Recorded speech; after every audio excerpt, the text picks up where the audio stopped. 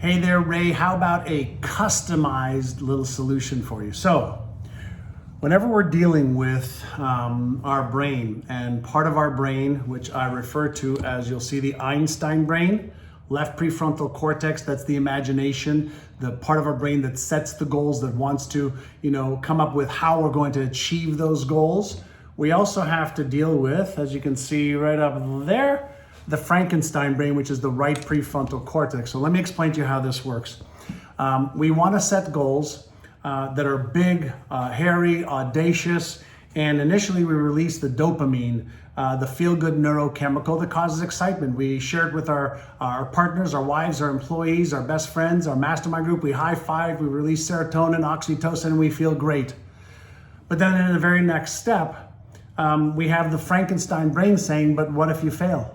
What if you can't come up with the strategies, the tactics, the tools, the resources, the people? What if you fail and you're embarrassed or ashamed or ridiculed or judged? What if you are rejected? What if you're disappointed again? So we have this foot on the gas, foot on the brake problem where we want to set the goal, but we have this automatic brake when one of four things happens. One, we lack the knowledge and skills of how to achieve the goal. That sets off the fear center in the brain, which is connected to the motivational and behavioral center in the brain. So then we just put on the brakes and we don't set the goal. Two, the goal is bigger than our self-image and current identity. When that happens, guess what happens? That stress, fear, anxiety, uncertainty neural circuit gets triggered, and we put on the brakes again. So we just don't set the goal, we settle for what we have. Or we have limiting beliefs. It's not the right time, the book may be good, the book may not be good, I may have the skills, I may not have the skills. Again, the stress center is activated. So now we have knowledge and skills that could be in our way, fears that could be in our way, limiting beliefs that could be in our way, or self-image that could be in our way. So what do we want to do? First and foremost, we want to ask ourselves this question. Am I committed to achieving that goal? So we activate the Einstein brain to choose the vision and the goals that we want, and we come up with reasons why we must achieve it. Not want to, could, should, like to, must achieve it. We write those down. Then we shift over to managing, the Frankenstein part of the brain that is going to cause us to have all of these automatic circuits turning on that wants to prevent us from doing this. So how do we do that? First and foremost, when you're setting your goals, you have to do it in a calm, relaxed state of mind, which means you're going to start breathing 6 to 10 times in through your nose as slowly as you can. And when you're breathing out, I want you to breathe out like you're breathing out through a straw. What does that do? 6 to 10 times deactivates the sympathetic nervous system, the stress, fear, anxiety, uncertainty circuit, and reactivates the Einstein part of the brain.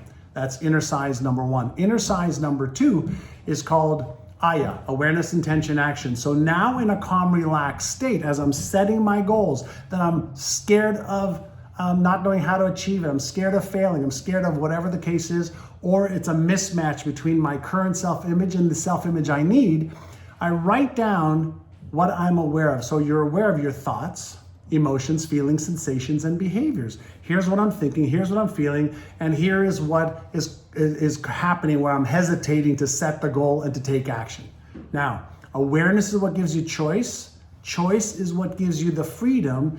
And the way we implement that freedom is we ask ourselves, if Aya is awareness, then the I in the Aya inner size is intention. What's my intention? My intention is to sell 100,000 books. My intention is to do 20 million in revenue. My intention is to have 5 million in profits. Intention, then we go action. Great, what's one small action step I can take towards that goal or dream? And the reason we want to take one small action step on a consistent basis is that's how we recalibrate the habitual pattern in our brain that overrides the old fear, anxiety, stress, uncertainty circuits in our brain. So we breathe to deactivate the sympathetic nervous system and activate the parasympathetic nervous system. 2, we become more aware, we set an intention, we take action. That's part 2. Part 3, we set the goal. We set the vision and the goal, and then we ask ourselves a question. Okay, let's say the vision, the goal is 12 months from now. What has to happen by 12 months? We know. What happens 9 months from now? What's going to happen by 6 months from now? What's going to happen by 3 months from now? What's going to happen by 1 month from now? What's my plan this week? So now we know what we want to achieve. We're activating a part of our brain. When are we going to achieve it by? We have the date. How we're going to achieve it, we're going to create a plan. Why we must achieve it, we're going to activate the limbic system in the brain. And then whose help might we need? What knowledge and skills do I need to achieve it? So we're going to activate the logical part of the brain, the emotional part of the brain, and we are going to manage the disempowering fear, stress, anxiety centers in the brain. I'm going to leave it at that for now. You may want to watch this several times because I packed a lot into 6 minutes. Let me know if this made sense.